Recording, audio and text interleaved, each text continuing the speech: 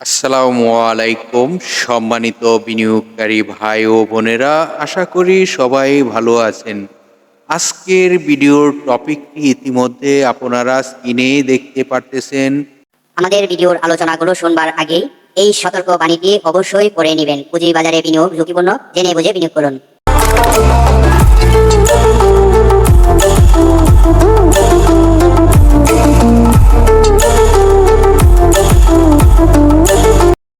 আজকে একটি স্টক নিয়ে আপনাদের সাথে খুব গুরুত্বপূর্ণ আলোচনা করব। ইতিমধ্যে আপনারা স্টকটির শিরোনামটি দেখেছেন আমাদের ভিডিওর থাম্বনেলে। স্টকটি হীরার টুকরা নাকি কয়লার টুকরা? তো কেন এই শিরোনামটি দিয়েছি সেই বিষয়গুলো আপনারা এখনই জানতে পারবেন। কারণ স্টকটি হীরার টুকরা নাকি কয়লার টুকরা, এই বিষয়টি কেন এই শিরোনামটি দেওয়া হয়েছে, আলোচনাটি যদি আপনি মনোযোগ দিয়ে শুনতে পারেন তাহলে বিষয়টি আপনার কাছে একদম পরিষ্কার হয়ে যাবে। তো আসলে আমাদের বিনিয়োগকারী, আমরা সকলেই বিনিয়োগকারী। আমাদেরকে কিন্তু আসলে দেখার বিষয়, স্টকটিতে বিনিয়োগ করতে হলে কি বিষয়গুলো আমাদের জানা প্রয়োজন। দেখুন, বিনিয়োগকারী কিন্তু সকলেই আমরা কিন্তু দুটি প্রফিটের আশায় কিন্তু আমরা সব জায়গায় ঘুরি এবং যে কোম্পানিগুলো ভালো প্রফিট দিবে সেই আশায় কিন্তু ঘুরি। আর আজকের যে স্টকটি নিয়ে আলোচনা করতে যাচ্ছি সেই স্টকটির কোনো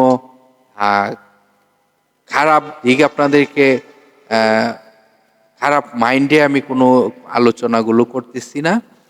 জাস্ট কোম্পানিটির যে অবস্থানটি রয়েছে সেটি আপনাদেরকে বোঝানোর চেষ্টা করে দিচ্ছি। কারণ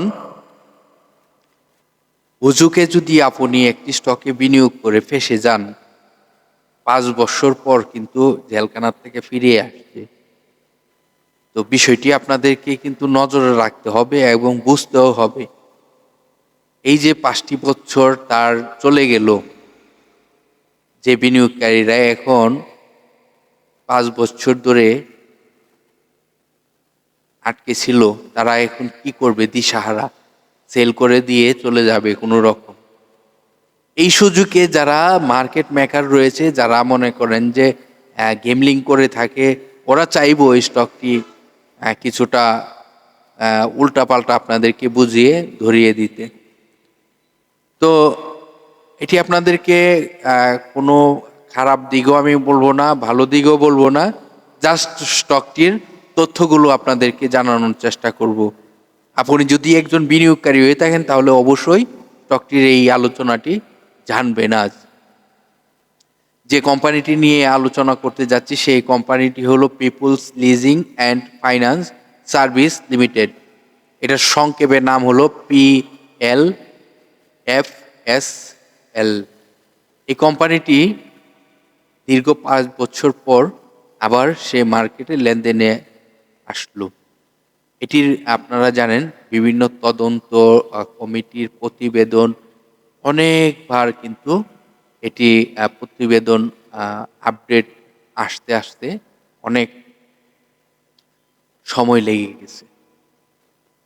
তো এটি আপনারা জানেন 2014 সালে 10% স্টক ডিভিডেন্ড দিয়েছিল। আর এই কোম্পানিটির ইতিহাসেই আপনার স্টক ডিভিডেন্ডের ইতিহাস, কোনো ক্যাশ স্টক ডিভিডেন্ডের তার ইতিহাস, কোনো ক্যাশ ডিভিডেন্ড কিন্তু এই পর্যন্ত 2000 কত সালে বাংলাদেশ পুঁজিবাজার তালিকাভুক্ত হয়েছে? 2005 সালে বাংলাদেশ পুঁজিবাজার তালিকাভুক্ত হয়েছে। 2005 সালে পুঁজিবাজারের তালিকাভুক্ত হওয়ার পর 45% স্টক ডিভিডেন্ড দিয়েছে। 6 সালে 30% স্টক ডিভিডেন্ড দিয়েছে। 7 সালে 35% স্টক ডিভিডেন্ড দিয়েছে। 8 সালে 20%, 9 সালে 38.5%, 10 সালে 75% স্টক ডিভিডেন্ড দিয়েছে, 11 সালে 40%, 12 সালে 12.5% স্টক ডিভিডেন্ড, 13 সালে 10% স্টক ডিভিডেন্ড, 14 সালে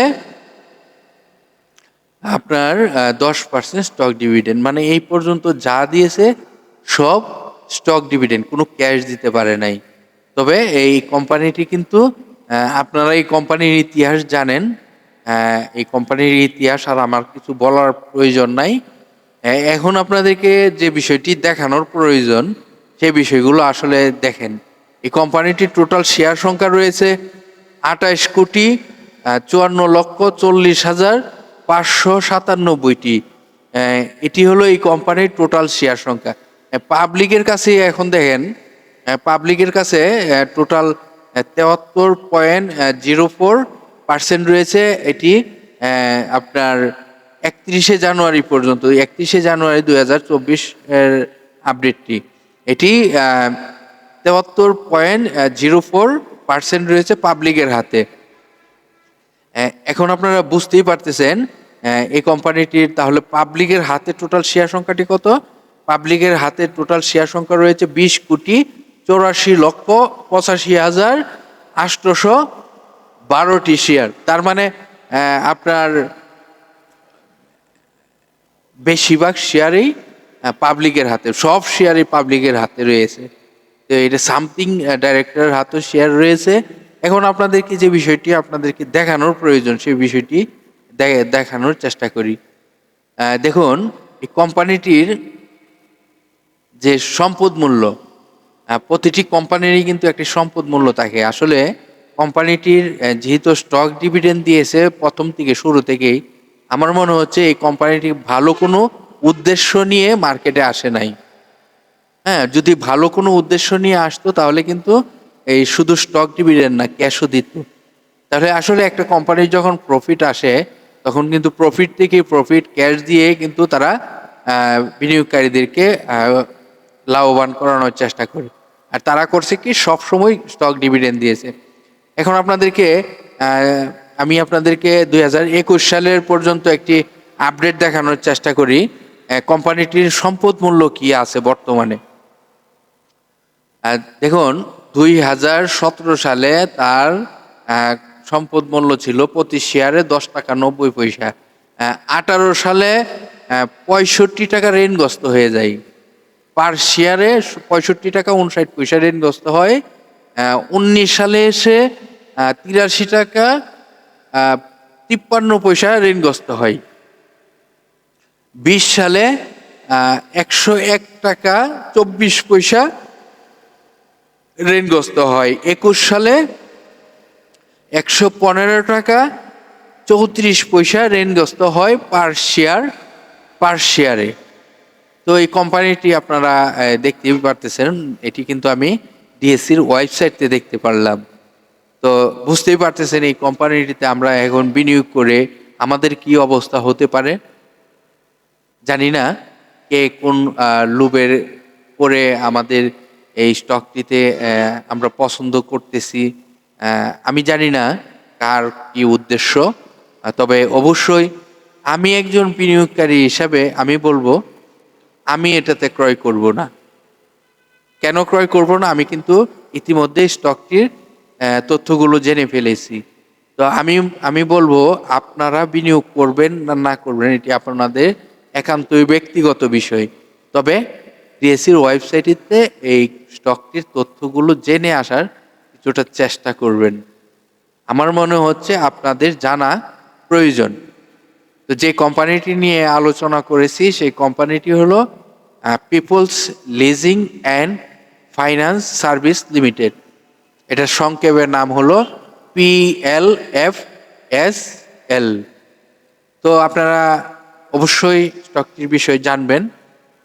আমার আলোচনা শুনে আবার কেউ বিনিয়োগ করবেন না করবেন এটি আপনাদের ব্যক্তিগত বিষয়। আমি আপনাদেরকে স্টকটির আমি যে বিষয়গুলো ফলো করিলাম সেই বিষয়গুলো আপনাদের সাথে একমত শেয়ার করিলাম, যে আপনারা যেন এই বিষয়গুলো জেনে বুঝে বিনিয়োগ করতে পারেন। তো ভালো থাকেন। আর শিরোনামটি অবশ্যই আপনারা বুঝতে পারছেন কেন দিয়েছি, এটিও আপনারা বুঝবেন। তো ভালো থাকেন। আগামীকালকে আবার যে কোনো স্টক নিয়ে এবং মার্কেটের অবস্থান নিয়ে আলোচনা করব।